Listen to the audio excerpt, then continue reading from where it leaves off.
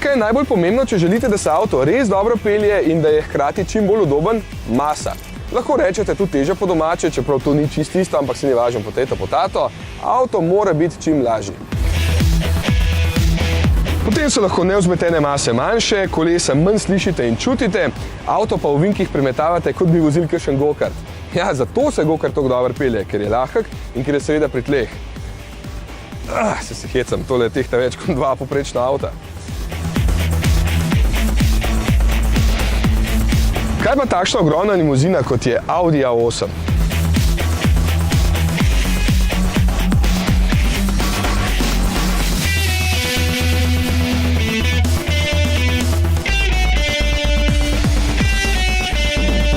Vsi ga poznamo kot aluminijasto čudo. Ko so ga leta 1994 predstavili kot prvi v celoti aluminijast avto in to platformo poimenovali Audi Space Frame, je v svetu završalo. Kako jim je to uspelo, koliko bo to stalo, kdo bo to popravil, ali bo treba na koncu kar stopiti, ne vem, v metalu ravne.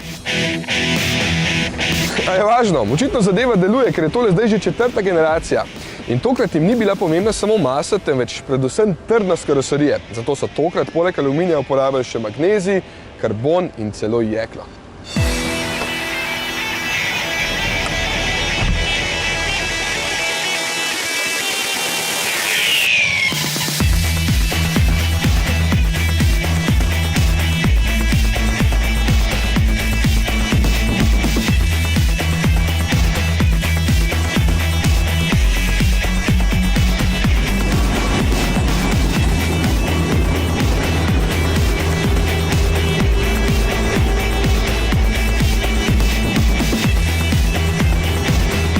Podobno jeklo kujejo tudi tukaj v kovačnici metala ravne s kar 45 meganewtonsko stiskalnico.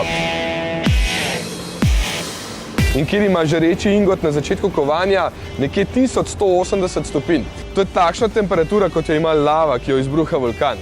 V glavnem, primerno obdelano jeklo postane izjemno trdno, zato je primerno tudi za gradnjo takšne kletke, kot jo ima novi A8.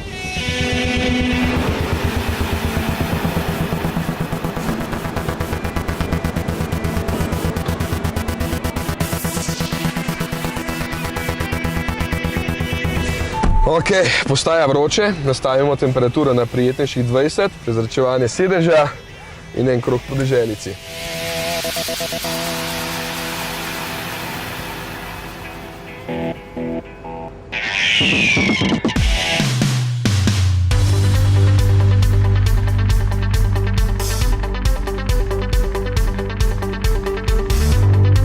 S trdo karoserijo in zračnim vzmetenjem je Audi uspela narediti avto, ki je dolg 5,30 m, pa se pelje kot po tirih in udobno. Pomembno je tudi zračno vzmetenje, ki krasno pobira neravnine, idealno za razvajene riti, ki bodo sedeli v tem avtu. V kratkem pa bodo predstavili še bolj napredno podvozje, ki bo s kamerami spredaj nadzorovalo podlago in sproti prilagajalo blaženje glede na luknje na cesti. Kaj bo naslednji korak? Lebdenje.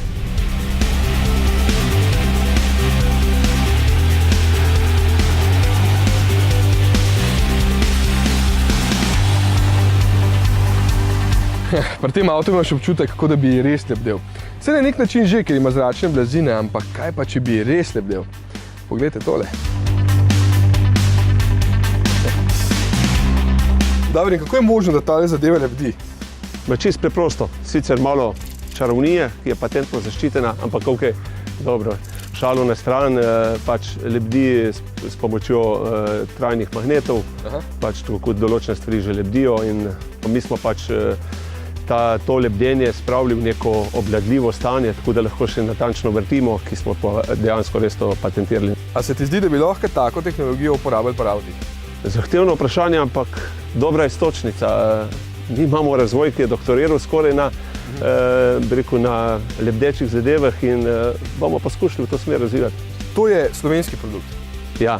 Tle se moram pohvaliti s celo ekipo, ki je delala pri tem produktu, od oblikovalcev, razvojnikov, vsega, to je dejansko 100% slovenski produkt. Imamo noter nekih 70% skoraj slovenskih komponent, se pravi vse, kar se je dalo v Sloveniji uporabiti, materialov, dobaviteljev smo uporabili. Kakšna je cena?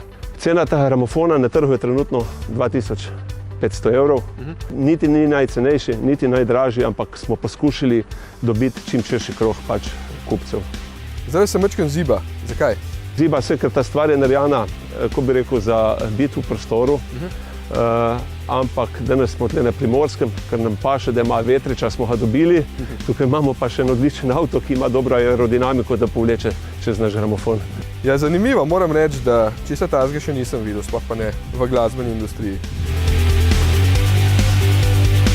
A ni fajn, da imamo Slovenci ta gramofon. Super, odlično. The best.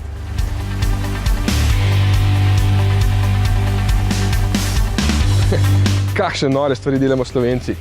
Tudi komponente za avto. Marsikdo se ne zaveda, da je večina našega izvoza takšnih in drugačnih avtomobilskih delov, kar je samo še en dokaz več, kako avtomobilistična nacija smo. In tudi kako napredna.